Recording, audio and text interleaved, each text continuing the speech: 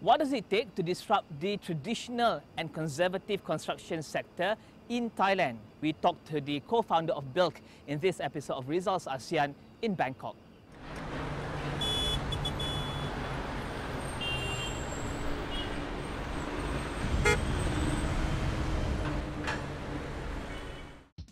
Builk was established in 2010 as the first ever free online web-based application for the construction industry in Asia. The construction-specific enterprise resource planning software and network system main aim is simple: to increase efficiency by digitalizing the ecosystem in the construction industry.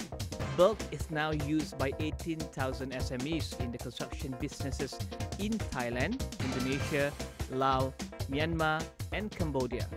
Rizal's ASEAN sat down with the co-founder of Builk in Bangkok, Patai Padungtin, as part of the Malaysia's Global Entrepreneurship Movement Roadshow in Thailand.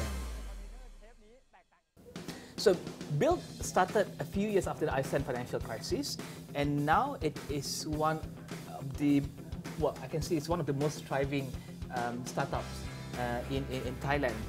7 years or 17 years after the formation, you see a lot of development, you have a huge setup. Tell us where Builk is right now, and in terms of contributing to the startup culture in Thailand, how is Builk playing its part? Okay, so Builk is pretty unique in terms of we focus on very specific industry. We're talking about changing construction industry, where it's one of the obsoleted industry in the world. The challenging is here in Thailand, this is one of the biggest industry, moving very slow. Why we can change it? Because, like you say, after the crisis, I was a contractor, general contractor by myself. I've learned it, I failed it many times until I think it's time to change the industry. So we focus. We don't want to be another e-commerce or another hitchhiking app or whatever. That's it. It means become Builk is not sexy to others, but we have a purpose to do this. And starting in Thailand, because the market is big enough, and developing countries like Thailand and ASEAN countries, we still invest in a lot of infrastructure and construction project is here. So this decade is the time to disrupt the construction industry here. So that is my mission. To contribute this idea to startup community in Thailand, I try to say that we don't need to do things following the Western startup or successful startup from Silicon Valley. It might be applicable here because to solve local problems, to solve specific issues in our region, we might need our own approach. So let's talk about the first thing that you mentioned just now, which is being a disruptor in the construction industry. You started with a software to make costs efficient for construction for the contractors, but now it's matching the products and the services and looking at how contractors and suppliers can network and can do better to produce their products. Yes. What response have you got so far with regards to that disruption that you have introduced to the market? Because I'm sure now competition is higher because suppliers can no longer set higher price because they have to be fair online, right? Yeah, because at first we think that we have a problem of inefficiency in this industry and high risk in construction projects, and construction business management also have high risks. To solve that problems, I think software management software can help construction SMEs, which they are like the bottom of the pyramid of this industry. Big contractor, they also have their solutions, their IT backbone, but small and medium contractors, they don't really have it. So that's why we come in and we want to solve this problem first, increase their efficiency. Our business model is quite different from others because we try to provide free software. Free is a good entry point for everything, but we have to know how to make money later. Start with free 7 years ago. We thought that free software and then advertising should be fine, but advertising is the lowest fruit of internet business. Anybody can copy. Yeah. So From advertising business model, we're shifting into the big data analytics because free software makes our community grow, and from their input, we can analyze what is the real demand, what is the movement in this industry, and that can help construction manufacturing and other construction brands can marketing in the better way to this community that is coming to a big data business. In 2015, we start big data services, and then after that, we can see the room for improvement. That from big data, we can see somebody is in need of these products, somebody can provide it. So demand and supply are here. Why don't we mash it together? And it's coming to a marketplace. Honestly, I don't have a clear picture of this business model at first. Just trying to pivoting along the way and learning from our database. But you've got big data, and that's one of the latest. I don't want to say the word trend, but it's the latest trend in the digital disruption happening right now. So you're using big data, and how do you add value to that? Because I think you've got all the right tools, but how do you add value in the local context, especially in Thailand? From big data, okay, let's say construction is like a big box, big black box. No, everybody knows that this is big, but no one really knows what is really happening in the industry, right? Having data is having a clearer picture of the demand of this sanitary ware, what type of roof, type housing industry really needed, and what they are really buying. So that is the data. Real-time data can help. So construction materials manufacturers don't need to manufacture the unwanted product or doing an unwanted marketing campaign. So with the right data, they can provide the right thing to the right person at the right time.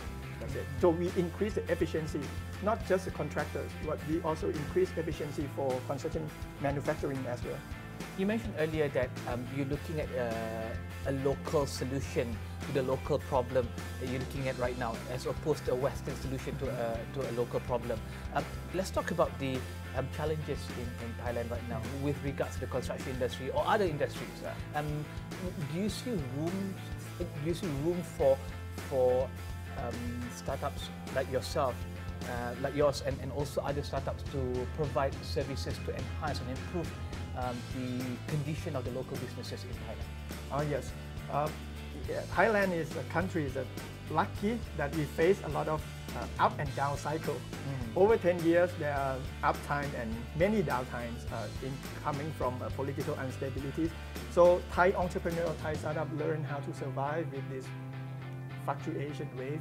And we can see that in the downturn, tech startup or new startup can start and can survive, and not only focus on our market. Okay, it's time as a tech startup we can expand it.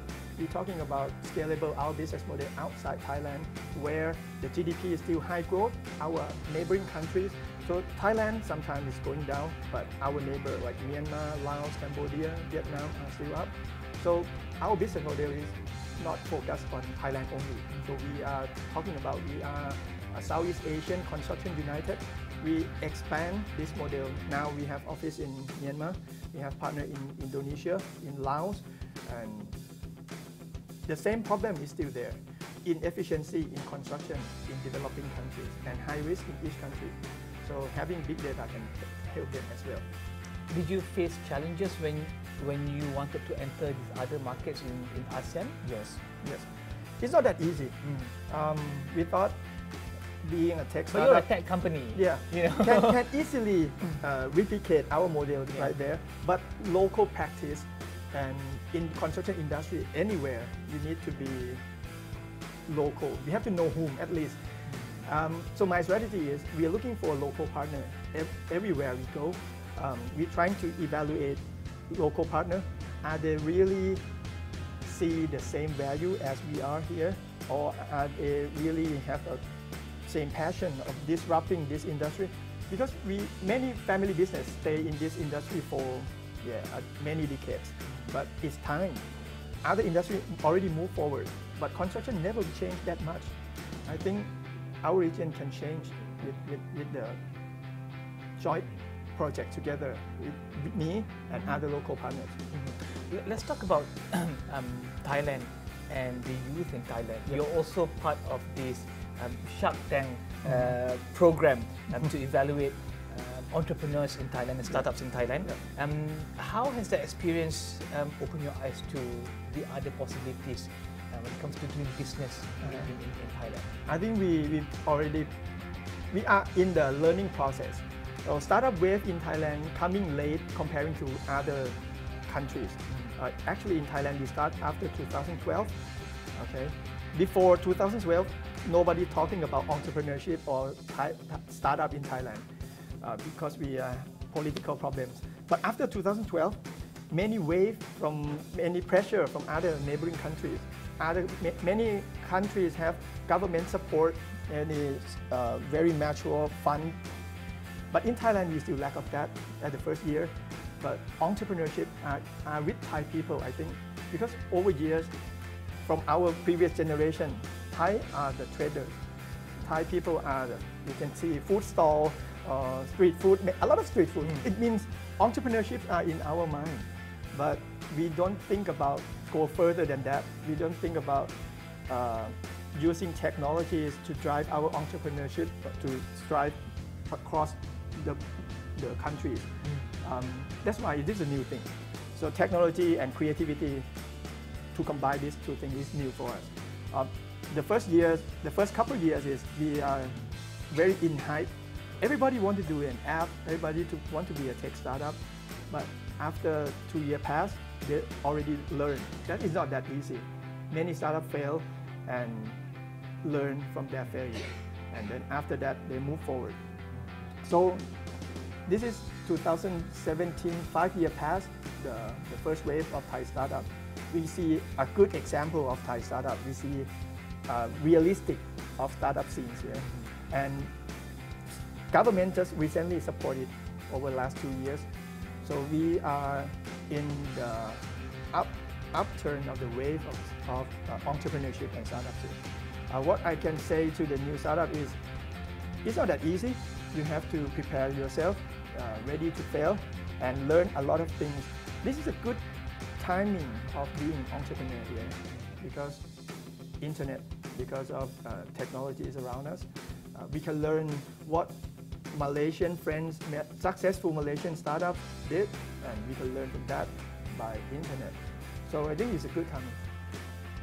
And that's all the time we have for this week's episode of Rizal's ASEAN. Tune in to Astro Awani for more insights into the great minds in Southeast Asia. I am Rizal Zulkapli for Rizal's ASEAN.